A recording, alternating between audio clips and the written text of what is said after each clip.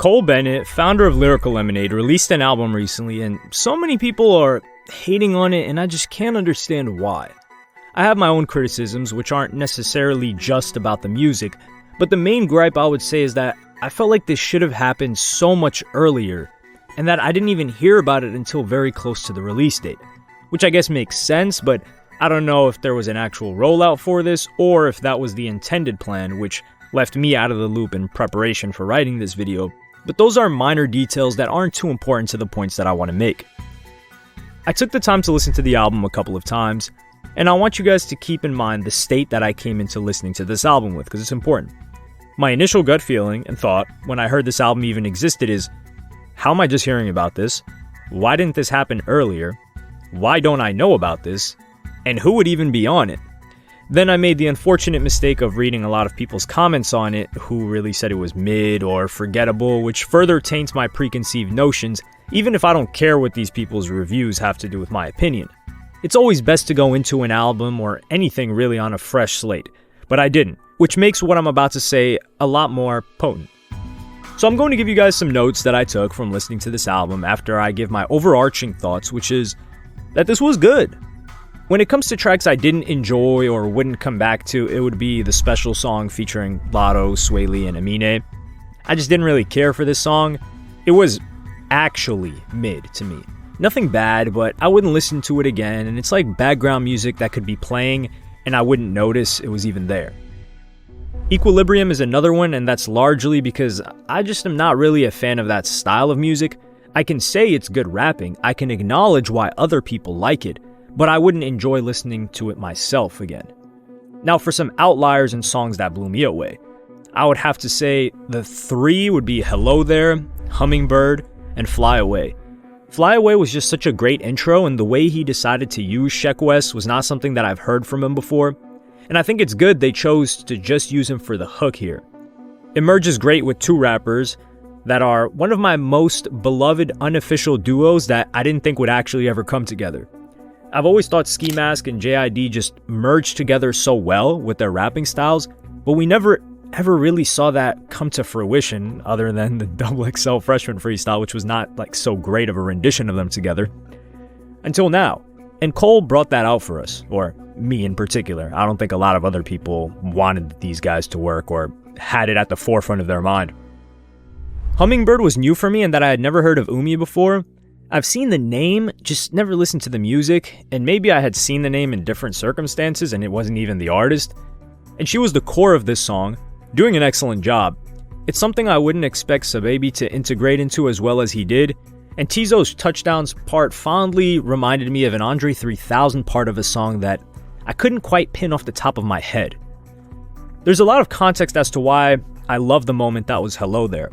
The first is the feature list, which there are some points in time where I kind of wish we didn't know what features were on the song and they could kind of be surprises, but at the same time I understand the fact that Lyrical Lemonade is not like an artist, like it's not like Travis Scott releasing something or Tyler the Creator, so their feature list has to kind of bolster attention on the project.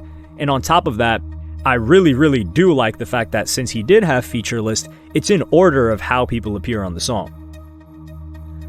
So Corbin, formerly known as Spooky Black, and Black Cray are two rappers that I wouldn't say I grew up on as a kid, but when I was super deep and listening to like so much music every day, these were the guys that I had fond memories of listening to in the past, and Cole bringing them to the forefront on here is amazing. I don't have any particular affinity for Lil Tracy like I do these two guys, but I do think he did really well on this track, especially lending to the visuals as well and his story and friendship with Lil Peep. This was an interpolation and kind of rendition of the Blink-182 song I Miss You, and while some may criticize it, I think it made it even better. I grew up on that band, and hearing these artists that I watched go from nothing to something, and have fond memories of coming together on this song is a wild hit of nostalgia. Also, take into consideration that Cole Bennett is like 27 or something? So when he was a kid, he was hearing this song everywhere, likely grew up on it, and it makes even more sense why he would put this together. I don't want this video to turn into a whole in-depth review because this is not what this video is about. But I also enjoyed the fact that he put the With the Fish song with Six Dogs on there and Snot. who passed away 3 years ago, but was shown love on Cole's channel while he was still coming up. And this song had to have been completed while he was alive because he even mentions snot in his verse. Doomsday 1 and 2, obviously, Fallout, and This Is My Life, and First Night are some other songs that I really enjoyed, although I wish Lil B's monologue at the end smoothly transitioned to the next song somehow. And it was fun to see Cochise basically use 6ix9ine's flow. I think he did a good rendition of it. The construction of this album made me go back and think about this interview clip that I posted on my Instagram of Rick Rubin, and I've just been replaying that interview clip in my head every single day since I first encountered it and posted it, which you guys should follow me at helloyassine on IG, and most definitely, if you don't do that, subscribe to the channel on YouTube. No, I don't consider them at all. Really? Yeah, something I say in the book is that the audience comes last, and I believe that. I'm not making it for them. I'm making it for me.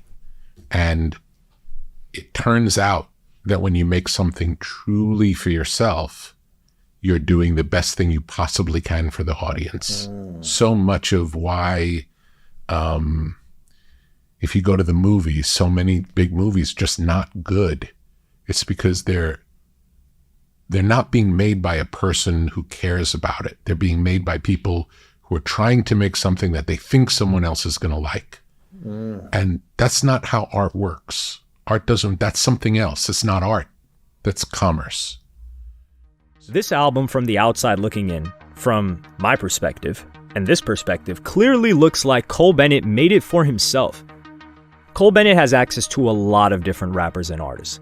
He could have made a more, quote, stacked feature list, which he did have like some big hitters on there already, that didn't consist of rappers or artists that came from the Lyrical Lemonade universe, let's call it.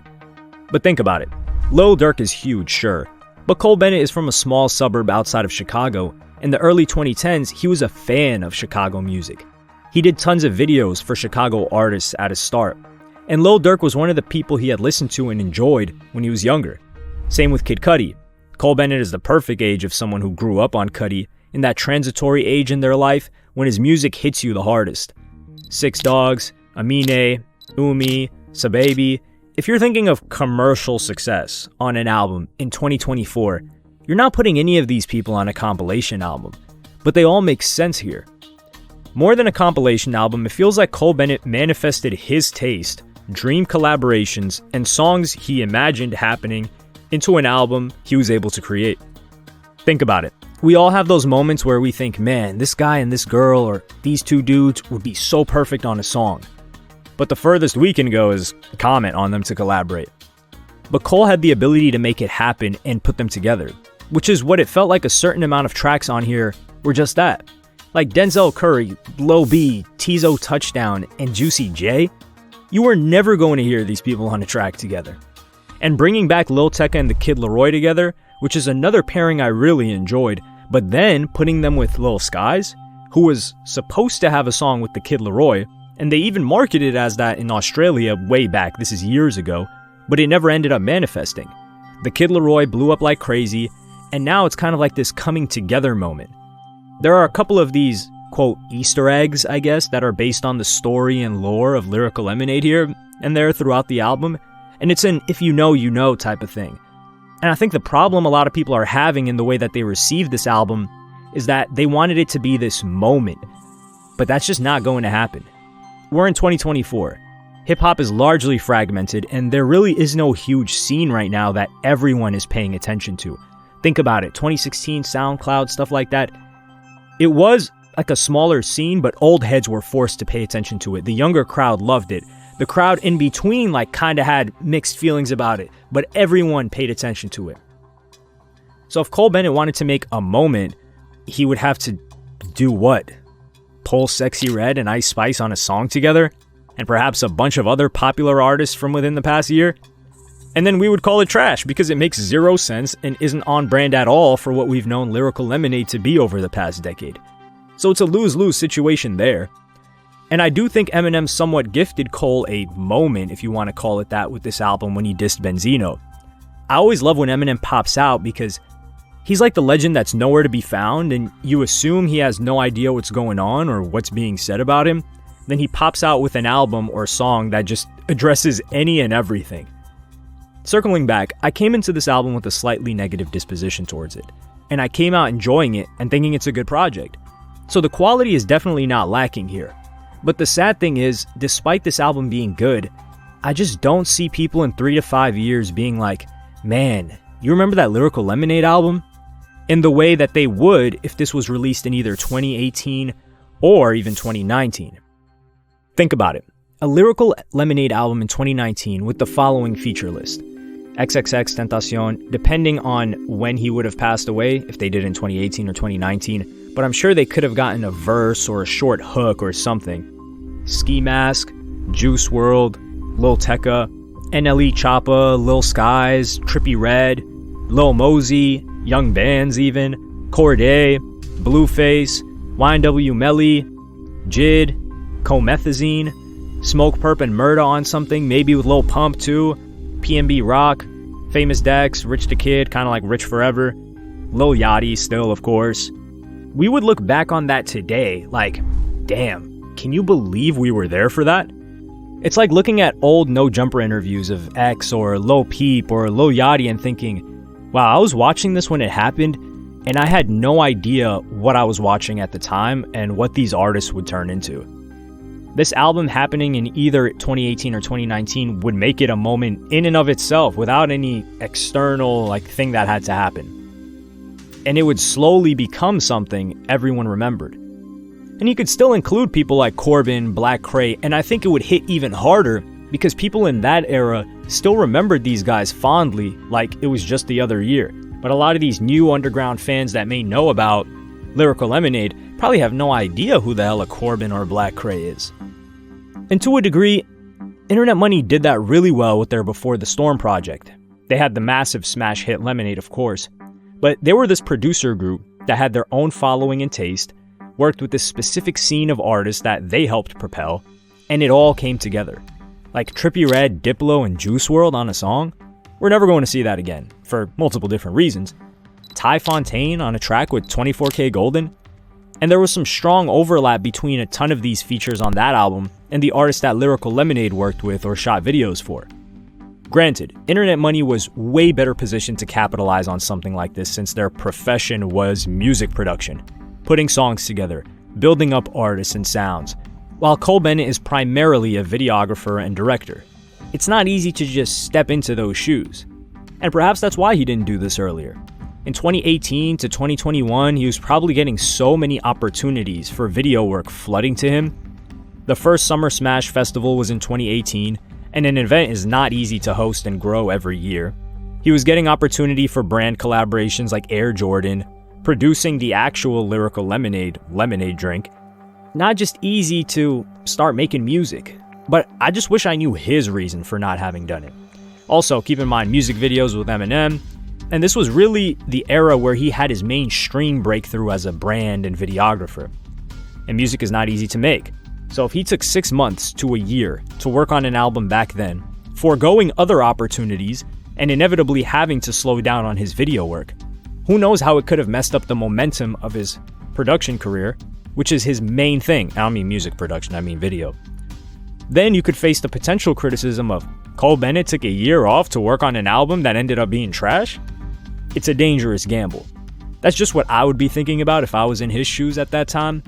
Or perhaps the idea of it never came to mind until he firmly established himself and had more free time for passion projects like the past year. He's done largely all there is to do. He even had that commercial and rollout with Yeet for the Minions movie. There are things that could be next and what we would see as the natural progression for someone in his field. But realistically, Cole is still really young. He's not even 30 yet. And to accomplish all that he's accomplished completely organically from a small city is huge.